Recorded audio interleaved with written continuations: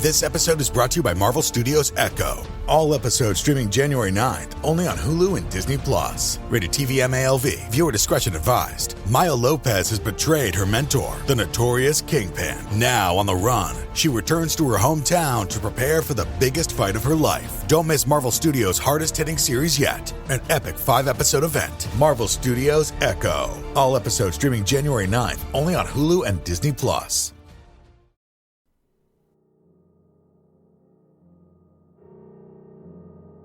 Hello, and welcome to Scare You to Sleep.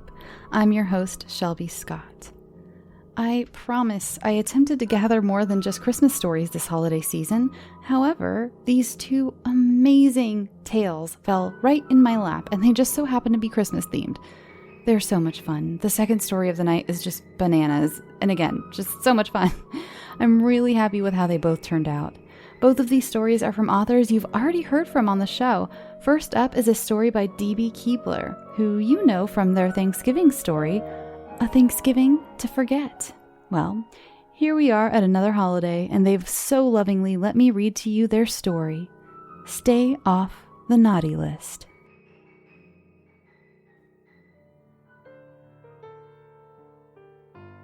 Everyone knows about Santa and his naughty or nice list.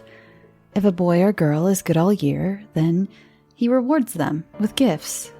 But if they were naughty, they receive a lump of coal. This is the part that everyone gets wrong, and I know from first-hand experience. I was on the naughty list, and I just now have been released from my punishment. And let me tell you, it was hell. But I'm getting ahead of myself. It all started last Christmas Eve. I was lying in bed having trouble sleeping. I tried shutting my eyes, moving to different sides of the bed, but nothing worked. My excitement was just too much. It was Christmas Eve, and I just knew that Santa would be bringing me the new PlayStation. When my dad saw my Christmas list to Santa, he scoffed at me. "Do you really think Santa is going to bring you a PlayStation after all the trouble you've been getting in at school?"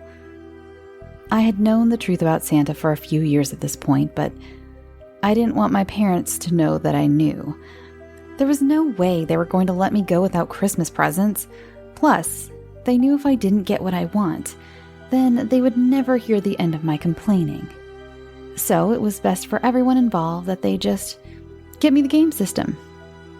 I laid there, unable to get my mind off of playing games all through the next day, when I heard a noise. It was the sound of a horse walking on the roof. What the hell are Mom and Dad up to now? I sat there in the dark listening to my parents making Santa noises. I listened to the hooves travel across from one side of the roof to the other. Dad must be in the attic crawl space. They are really committed this year, I thought to myself. But then I heard the sound travel down the side of our 2-story house. How is he pulling that one off? As I heard the footsteps cross near the outside of my room, I saw a shadow move across my window. What the hell, Dad? I jumped out of bed and rushed over to my window. I saw nothing through the darkness. Maybe it is time to tell Mom and Dad I'm too old to be believing in Santa. I opened my bedroom door and crept out to try to catch Dad in the act. Slowly, I walked down the stairs, the only illumination coming from the Christmas tree. The presents were neatly stacked under the tree. When I didn't see my dad, I went over to the tree and started rifling through the presents.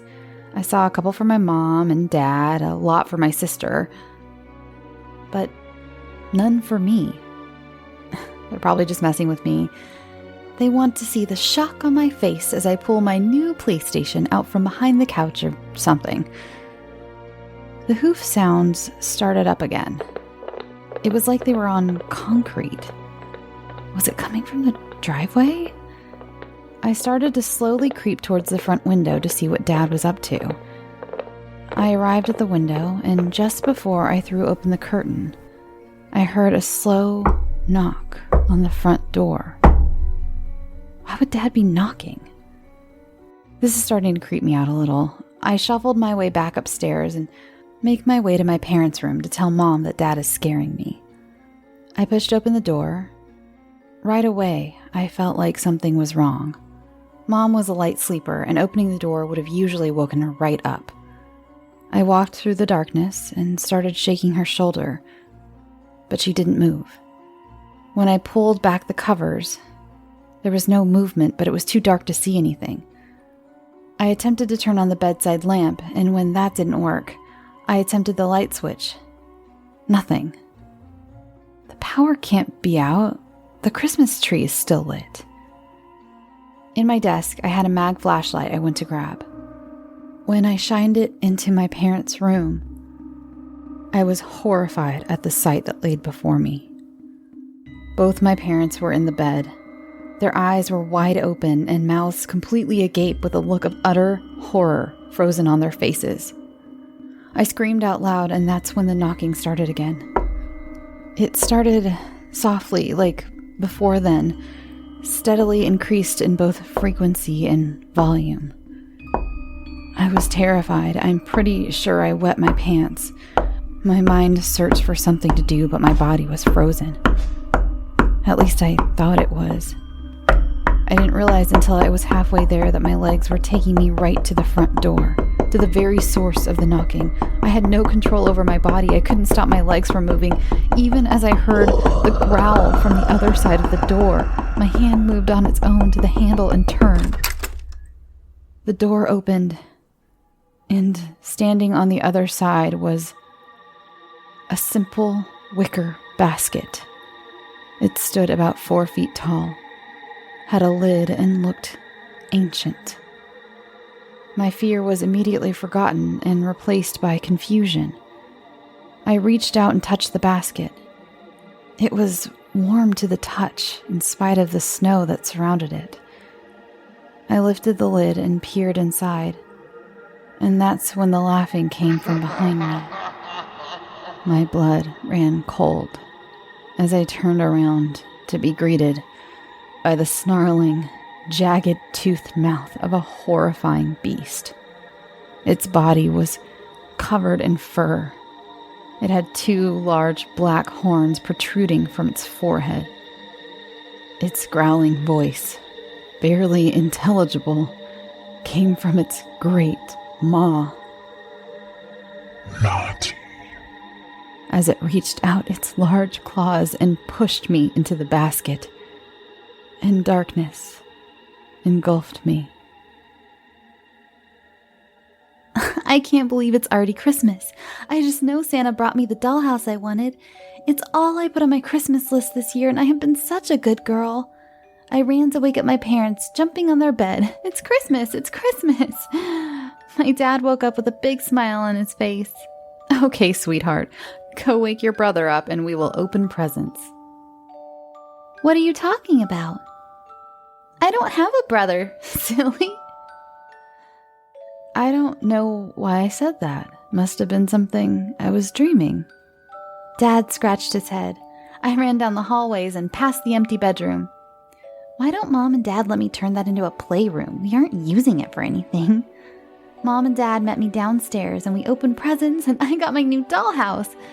After the last present was opened, Daddy started cleaning up all the paper when he found another package behind the couch.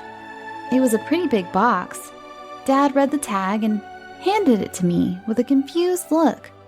I tore open the paper and it was a brand new PlayStation. I looked at the tag that was still stuck to the paper. It had some boy's name on it that was crossed out and my name written over it.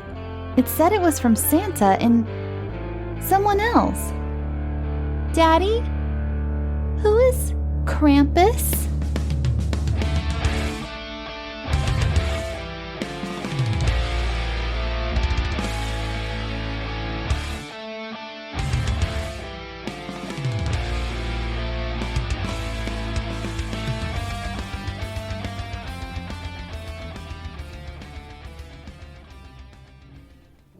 Hey there, it's the new year. You've got mood boards and resolutions, and work is back in full swing, and you don't need any extra stress in your life. And Factor's ready-to-eat meal delivery takes the stress out of meal planning and sets you up for success in the new year. Skip the grocery stores, prep work, and cooking fatigue. Instead, get chef-crafted, dietitian-approved meals delivered right to your door, with over 35 meals to choose from per week, including options like keto, calorie smart, vegan plus veggie, and more. Plus over 55 weekly add-ons. You'll have a ton of nutritious and flavorful options to kickstart your resolutions. Forget frantic lunch preps and rush dinners. Factor's 2-minute meals are your secret weapon in the new year. Fuel up fast with restaurant-quality meals, all delivered right to your door. Factor now offers loads of snack options like breakfast, smoothies, juices, snacks, and more to keep me going no matter what's on the schedule. Skip the overpriced takeout trap.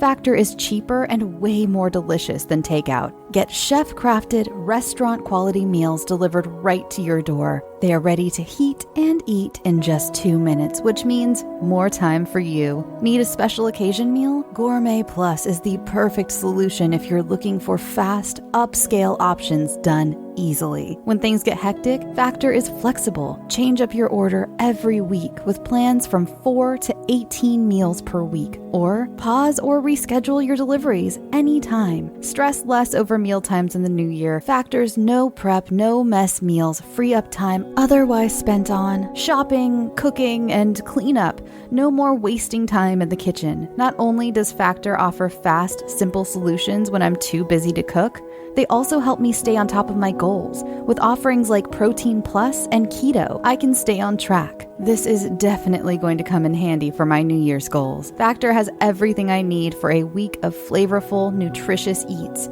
In addition to ready-to-eat meals, they have cold-pressed juices, smoothies, energy bites, extra protein, veggie sides, and more to keep me energized during frantic times. Head to factormeals.com/scareyoutosleep50 and use code ScareYouToSleep50 to get 50% off. That's code ScareYouToSleep50 at factormeals.com. Our final author of the evening is Richard Kenway, who you remember from the creepy crawly story, The Hoppers. This is The Year Christmas Died.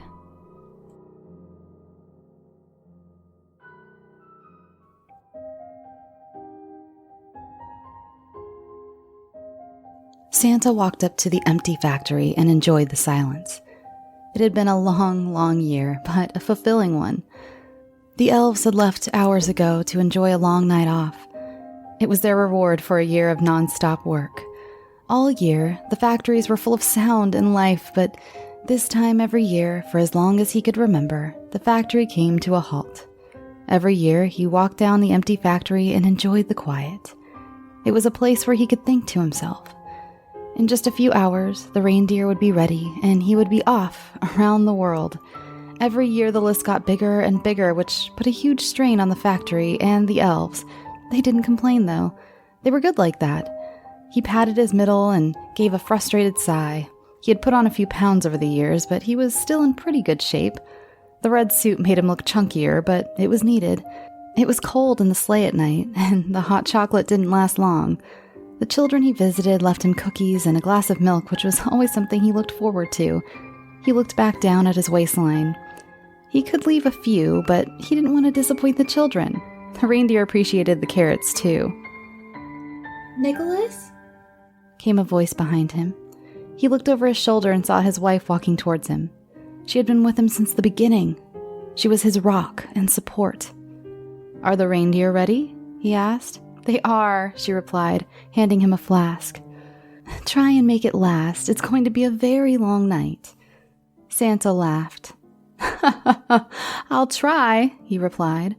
They linked arms and walked across the factory floor to the loading bay. Inside, the sleigh sat waiting, its back filled to the brim with wrapped presents and gifts of all different shapes, sizes, and color. There were several elves attending the reindeer and checking the presents. One was stood by the sleigh looking at a long list. It was on a roll that would have stretched several hundred feet if it were unrolled. The elf looked up as he approached. "All checked and ready, sir," he said. "Excellent. Why don't you go enjoy the day off like everybody else?" The elf chuckled. As always, sir, our day off starts the moment you're safely in the air. Santa chuckled and patted him on the shoulder. As you wish, he replied. He turned to Mrs. Claus and gave her a peck on the cheek. I'll see you when I return, he said, giving her a wink. He climbed up onto the sleigh as several elves opened the large doors at the end of the bay. Santa took hold of the reins and gave them a shake. Now, Dasher, now Dancer, now Prancer and Vixen, on Comet, on Cupid, on Donner and Blitzen. The reindeer marched forward in unison through the doors and out into the snow.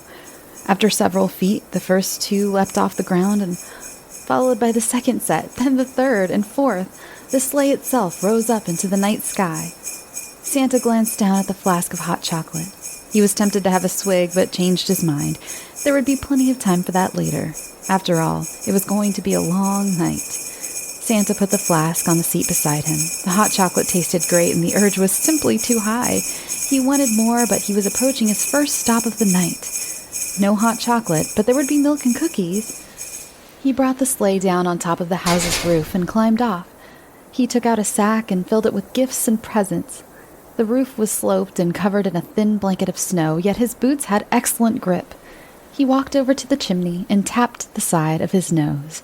He was instantly transported to the fireplace in the living room, where he found a Christmas tree with several gifts already placed neatly underneath it. The tree itself was well decorated with shiny tinsel and decorative balls. The living room was tidy and well kept. Santa liked to have a little look around when he entered a house. It gave him an idea how people lived and who they were. He turned to the fireplace. Strange. There was no milk or cookies. It wasn't unusual because as kids get older, they slowly stop doing it. He was probably just hopeful because it was the first house. He went to the tree and opened his sack and began putting presents under the tree.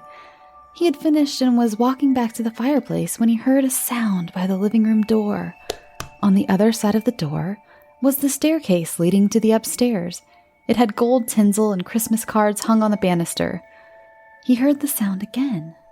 A light tap, tap, tap of small, bare feet on the laminate flooring. A small face appeared in the doorway. She looked young, maybe 6 or 7. A 7-year-old who doesn't leave milk and cookies for Santa. Hi there, Santa said, smiling. The girl didn't move at first. She was hidden behind the door. Slowly, she emerged and stepped into the living room. She looked like an ordinary little girl, except her long blonde hair had a different color all down the left side. At first, Santa thought it had been dyed, but then he saw it was blood. There was a large gash on the side of her face. Santa stepped forward and knelt down in front of her to have a closer look. My dear, who did this to you? He asked. It wouldn't be the first time he found a child that was being abused or neglected, but he was never allowed to interfere. A few times he anonymously let the authorities know so they could investigate. As he went to place a hand on the girl's shoulder, she let out a frightening growl, which froze his hand. She showed her teeth, which were red with blood. She snapped at his hand with her teeth, which luckily Santa was able to avoid by moving his hand. He stepped back from her, but she kept coming towards him. It's okay. You don't need to be afraid. The girl ran at him again, trying to bite him. Santa held her back as much as he could, but she was so strong for such a small child. He picked her up and almost threw her on the sofa, but she was up again instantly and back at him. Santa stepped back towards the fire and tapped the side of his nose. He disappeared back up the chimney. What the hell was that all about? He climbed back into his sleigh and gave the reins a shake. The reindeer took off again, and he flew into the sky and towards the city. As he flew over the city, the sounds of screaming and yelling filled the night air. He looked down at the war zone that had taken over the streets. The people were attacking each other, but as he got closer to see what was happening, he saw it was worse than that. They were eating each other. Groups of up to 10 were targeting people and ripping them apart. As he flew between the large buildings, he spotted a group of people standing on the roof of a block of flats. They were waving at him and jumping up and down. He turned the sleigh around and headed for them. Cole and the other survivors ran up the stairs as fast as they could. They were just a few floors behind them and closing in fast. They didn't tire, but he sure as hell did, and to make matters worse, he had a pain in his side where he had been pushing himself too hard. They got to the door that led to the roof and opened it. He held it open for the others to get out. He slammed the heavy door shut just as the horde came up the stairs in front of him. The door shook violently on its hinges as they hurled themselves at it. Cole held the door tightly, but even he knew it was a waste of time if the door gave way. "Great. Now what the fuck do we do?" said a voice behind him. Cole turned around to look at his fellow survivors. They had been through a lot to be here. They had all lost a hell of a lot over the last 24 hours. Now they all looked to him to tell them what to do.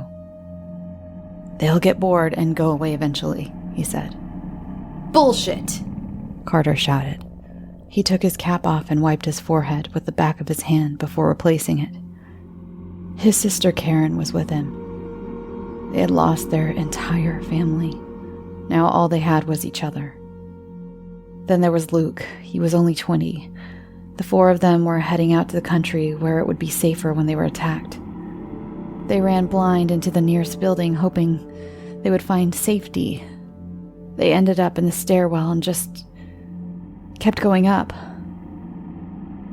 We are on a roof. We are on a fucking roof. Do you know what that means? That means there's only 2 ways down. "The easy way," Carter said, pointing to the edge of the building. "Or the hard way," he said, pointing at the door. "We're out of options. We are totally and utterly fucked." Cole didn't want to admit it, but he was right. He led them straight to a dead end. He paced around the rooftop and nervously rubbed the top of his forehead. "What the fuck is that?" Karen said, pointing up at the sky. Cole followed her finger and looked up at the night sky. He saw it, but he didn't believe it. It was a flying sleigh, pulled by reindeer. The other survivors began yelling and waving their arms. The sleigh circled round and came towards the building where it landed on the roof. "Tell me I'm not seeing this," Carter said, as Santa climbed off the sleigh. Santa looked at the faces of everyone on the rooftop. They couldn't believe what they were seeing, but then again, he hadn't been seen by an adult in a very long time. He was able to hide from them. Magic was great like that, but it had its limits. "What happened round here?" he asked them. "Fucking world came to an end, that's what happened." "So I see. How did it happen? When did it happen?" Santa asked. "You're telling me you don't get the news up in the North Pole?" Cole asked.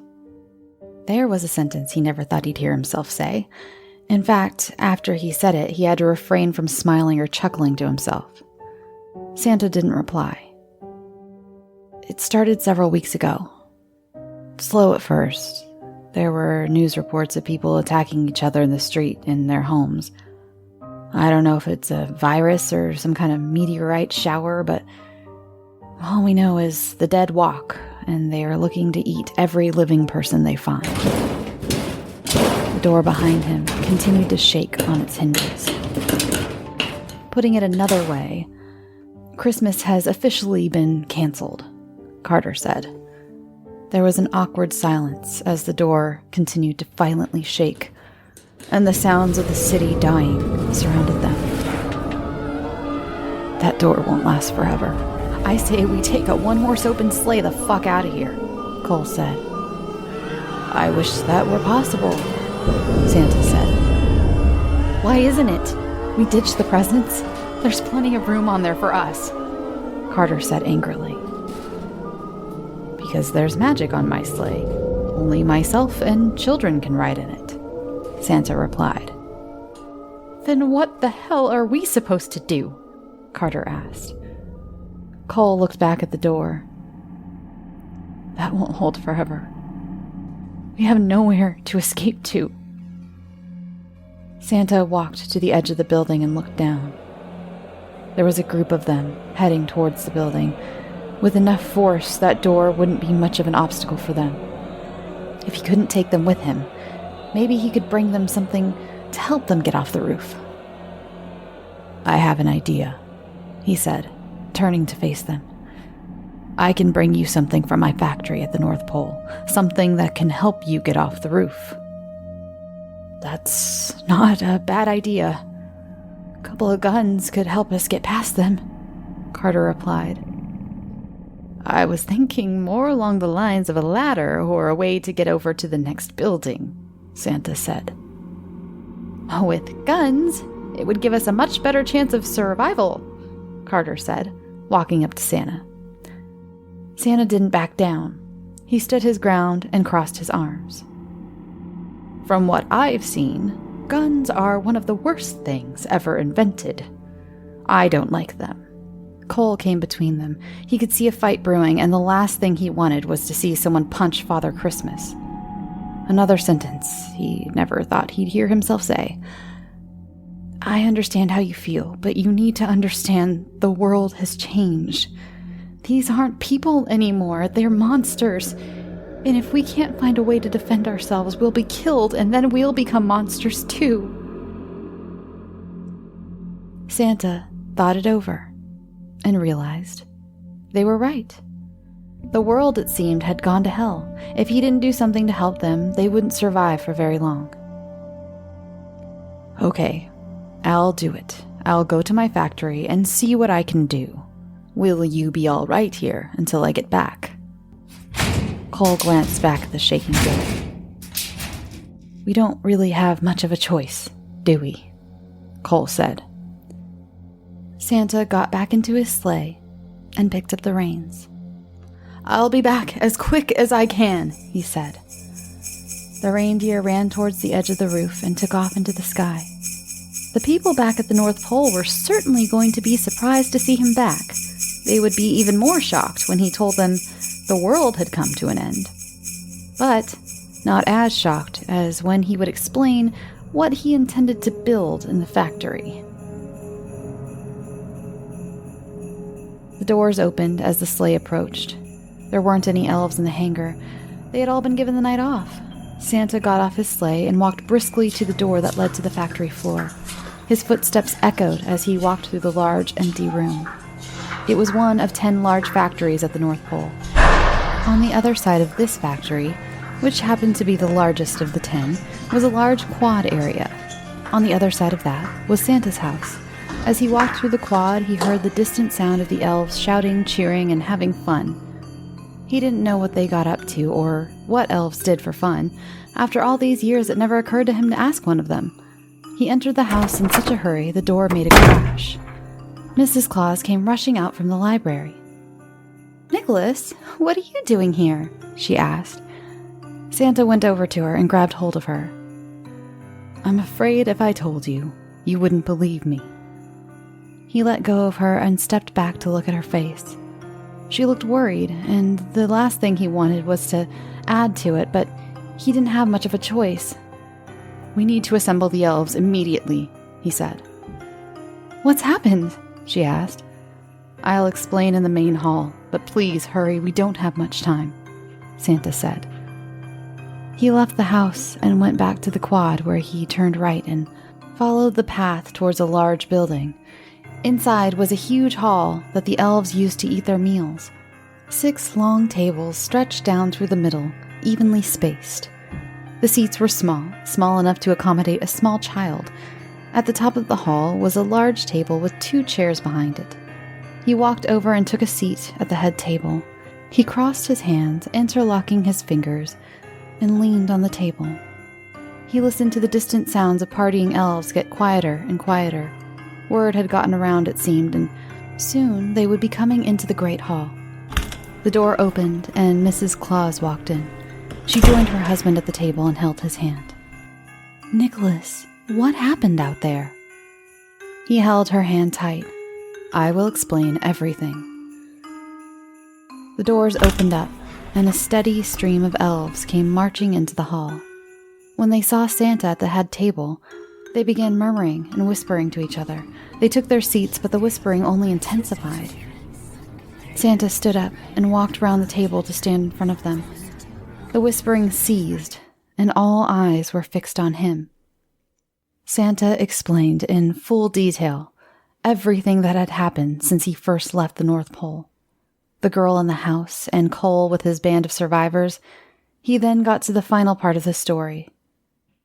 "I plan to use the factory to make weapons for the survivors," he said.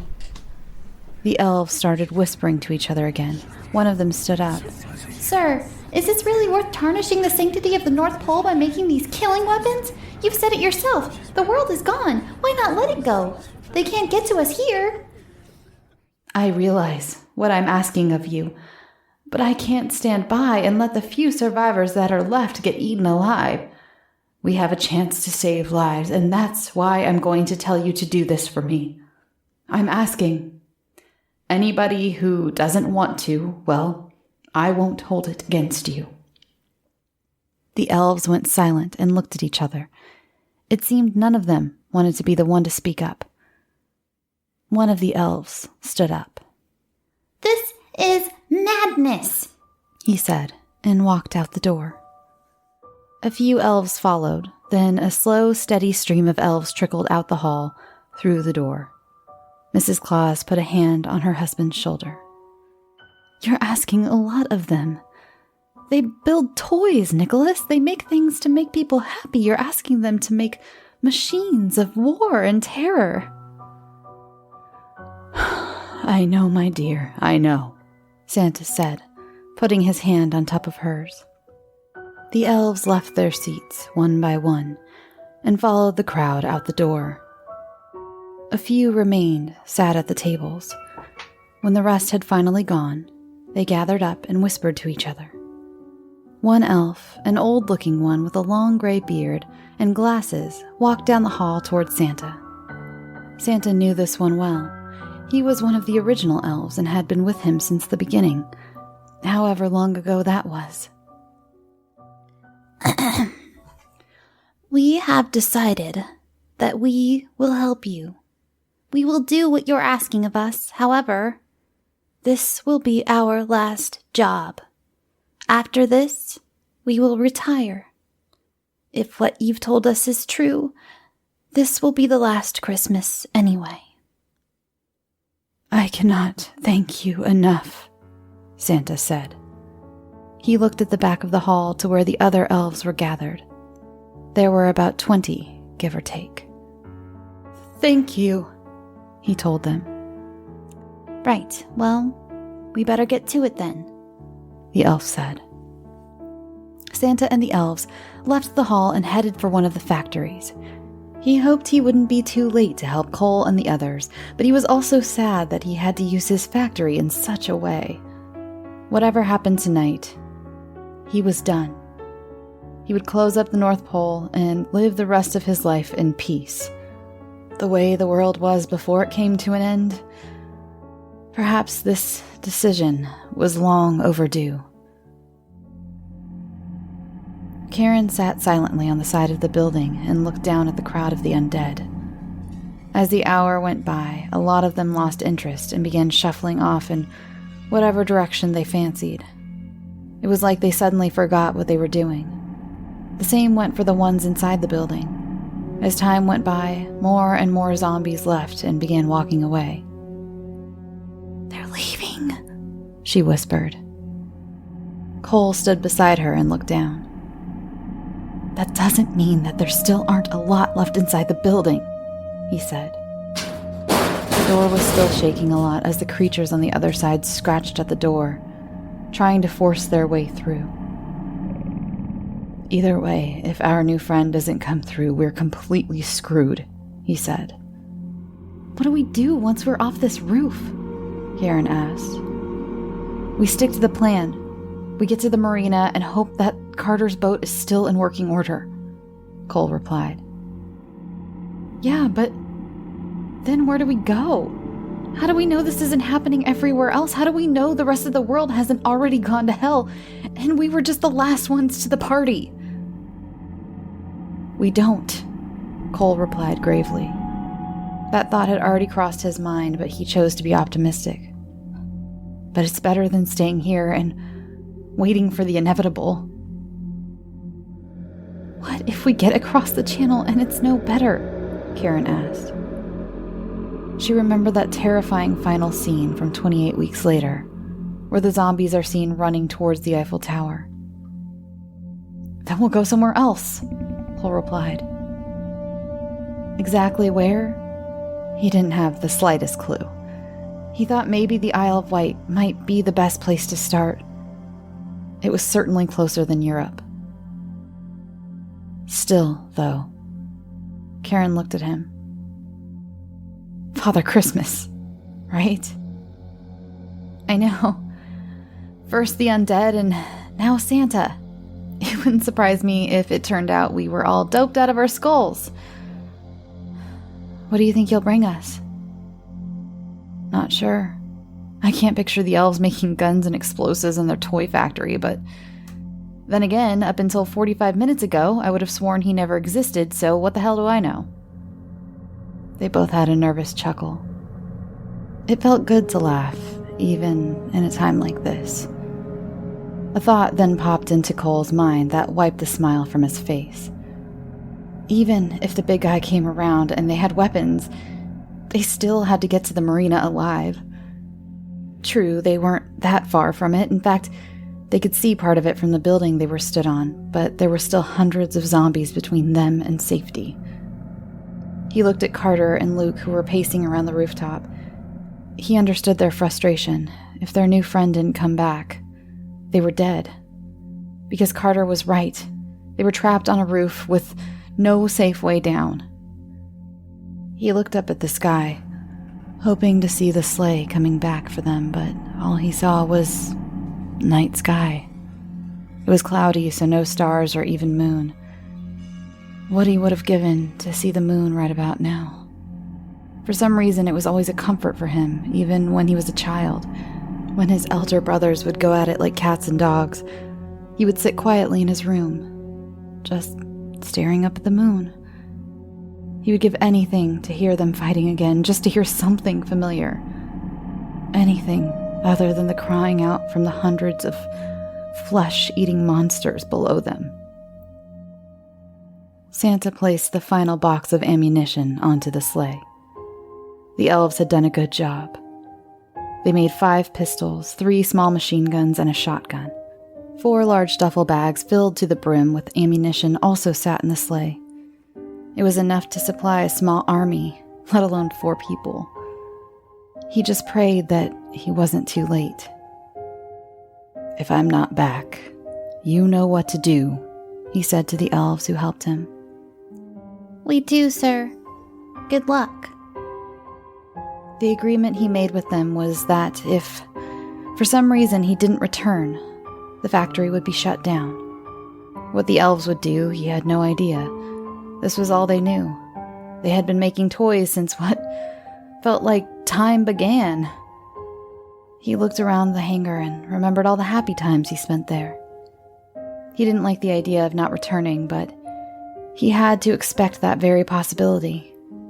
He kissed his wife for the 2nd time tonight and climbed onto his sleigh. The doors opened and the reindeer shot off into the night. He pushed the reindeer to fly as fast as they possibly could to get back to the rooftop. He knew they could make it. They were strong animals after all. As he approached the rooftop, he saw they were still unhurt, which was a huge relief. He set down the sleigh in more or less the same spot and climbed out. The survivors gathered round to see what he had brought. Part of me didn't think you were coming back, Cole said. Well, it wasn't easy. I had to twist a few arms back home, but I got a few nice things to help, Santa replied. He handed out the weapons, giving Cole, Carter, and Luke a small machine gun along with a pistol. He gave Karen a pistol and picked up the shotgun. What's your plan, then? He asked. See that marina over there? Cole said, pointing. Santa looked in the direction he was pointing and nodded. Carter has a boat. If we can reach it, then we're out of here. They loaded their guns and took their positions in the front of the door. They made sure they had plenty of ammunition at hand. You gonna be okay with that? Carter said to Santa. Just because I'm Santa Claus doesn't mean I don't know how to fire a gun, he said, winking. The only experience he really had was with a BB gun and some tin cans, but the principle was more or less the same. Karen, you stand by the door and get ready to open it. We'll take them out as they enter the roof. If it gets too much, we'll need you to close the door and give us some time to get reloaded, Cole said. Karen went to the door and got ready to open it. Everyone, including Santa, stood in a line and pointed their guns at the door. Cole nodded, and Karen opened the door. Several zombies came charging onto the rooftop. Carter fired first at the crowd. The gunfire was extremely loud, and Cole hoped the noise wouldn't attract more of them from the street below. The zombies hit the ground one by one as the bullets hit their targets. As more came through the door, the others opened fire too, including Santa. They're thinning out! Let's go! No! Wait! But Carter was already through the door, shooting his way down the stairwell. God damn it, Karen, let's go! Cole yelled. They entered the stairwell and made their way down. The floor was littered with corpses, and the sound of Carter's gun going off could be heard from somewhere beneath them. When they got to the bottom, Carter had already left the building and was shooting zombies in the street. Hey! Will you take it down a notch? Cole demanded. Lighten up and have some fun, will ya? Carter replied as he reloaded his gun. Bang! A zombie's head exploded as Santa fired his shotgun as it advanced on them. We should keep moving. Agreed, Luke said as he fired at 3 more zombies making their way towards them. They hurried down the street towards the marina, shooting any zombies that got in their way. Will the reindeer be all right? Karen asked. I hope so, replied Santa. They gathered at the edge of a building and peered around the corner at the marina. It was mostly empty except for a few zombies. They saw the gate that led down to where the boats were. Large iron gates with what looked like a chain around them. There was a yell behind them. They turned around and saw that Luke was being pulled through a doorway by about 4 zombies. One of them had bitten him hard on the side of the neck, and he was now bleeding horrifically. Karen went to help, but Cole grabbed her arm. You can't help him now, he said, as a horrified-looking Luke disappeared from sight. They ran to the marina gate and shook it desperately. Please tell me you have the key, Cole said to Carter. There isn't usually a chain around it, so no, I don't, he replied. Stand back, Santa said, stepping forward. He aimed the shotgun at the padlock and blew it to pieces. They pulled the chain from the gate and ran onto the boardwalk. This way, Carter yelled. They followed him to the end where a large boat sat waiting. They all hopped on, except for Santa. This is where we say goodbye, he said. Carter hurried to the ignition and started the boat. What will you do now?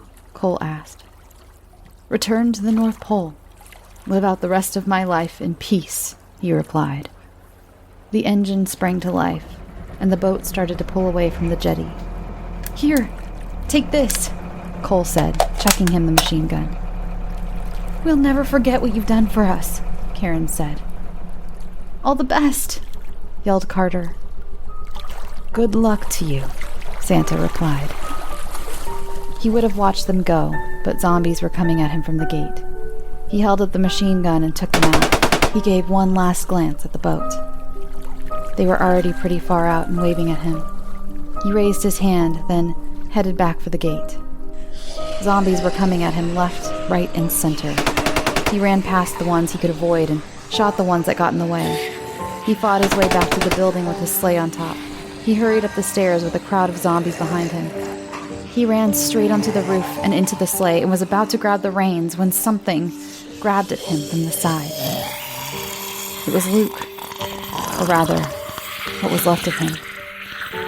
Half his face and neck had been eaten, and his left eye was hanging out of its socket. He knocked him back where he fell to the ground. He tried to claw at the reindeer as he struggled to get to his feet. Santa didn't give him an option. He shook the reins and the reindeer took off into the sky, leaving Luke and a crowd of zombies on the roof. He looked back to see them walk towards the edge, then plummet to the ground below. He turned his sleigh and flew low over Cole and the others as they left in their boat, giving them one last wave before turning back towards the North Pole. His wife was waiting for him when he got back. He threw the guns into the back of the sleigh and jumped out. He threw his arms over her and held her tight. "Part of me thought you were never coming back," she told him. "I'm back now, and I'm not going anywhere," he told her. "We're glad you're safe, boss." It was the elves who helped to make the weapons. They had waited with Mrs. Claus, so she wouldn't have to be alone. "Thank you, but I'm not your boss anymore. I meant what I said earlier. You're free to do as you wish." "At least let us put the reindeer away first," the elf said, smiling. "Thank you," Santa said. He put his arm around Mrs. Claus and led her out of the hangar. The elves put the reindeer back in their stables and gave them fresh food and water. They were leaving the stable when they heard a ruckus coming from one of the stalls. It was Prancer, and he appeared to be in distress. The elf went over to investigate. Prancer was knocking his head against the door, trying to get out. "Easy, easy," the elf said, opening the door.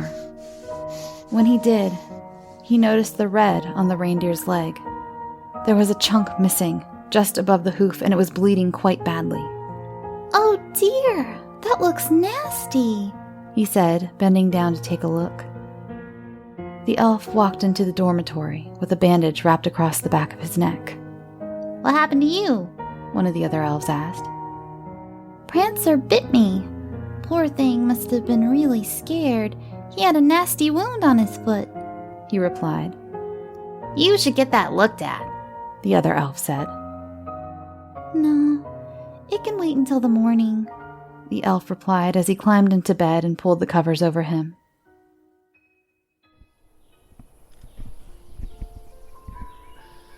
In the middle of an enchanted forest, the Easter Bunny was beginning to gather up the Easter eggs.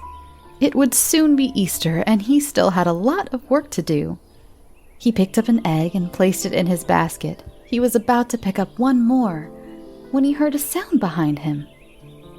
He turned around to see hundreds of elves running towards him. Strange. What on earth were the Christmas elves doing way out here? When they got closer, he realized why. But it was too late.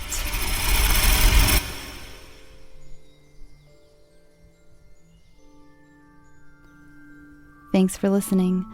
I hope you're all having a great holiday season. I know it's a tough time for many, and just know that I'm here, and I see you, and you're bringing me some holiday magic and goodwill towards men just by being here and listening to this show. I was in a low place for a long time, and now that I have this show and I get to talk to you and interact with you, I have this indescribable feeling of fulfillment. Exhaustion sometimes, but despite the fatigue that comes with being a one-man show on such a finically produced show, that's not a word, I know, it's just all so worth it in the end when I get your messages and emails filled with kind words of how I have the honor of keeping you company on your way to work, or when you can't sleep, or if you're feeling blue. Heck, some of you have even told me I put your kids to sleep and your dogs to sleep, which is so cool. Anyway, enough of me being so sappy. Happy holidays to you, and sweet dreams.